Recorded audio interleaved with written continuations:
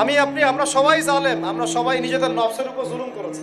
নামাজ পড়ি নাই, যাকাত দেই নাই, দান সদকা করি না, কোরআন তেলাওয়াত করি না, তাসবিহ তাহলিল করি না, পর্দা করি না, হালাল খাই না, অন্যের ক্ষতি করি, সুদ খাই, ঘুষ খাই, জেনা করি, হ্যাঁ মিথ্যা কথা বলি, গীবত করি, কত অন্যায় পাপে লিপ্ত আছে। আমরা কি জুলুম করি নাই?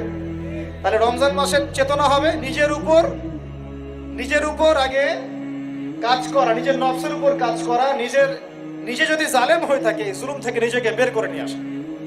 তাহলে প্রথম শিক্ষা কি ভাই? আগে আমরা নিজের নফসের উপর দেখবো আমরা কি জুলুম করেছি নিজের নফসের উপরে।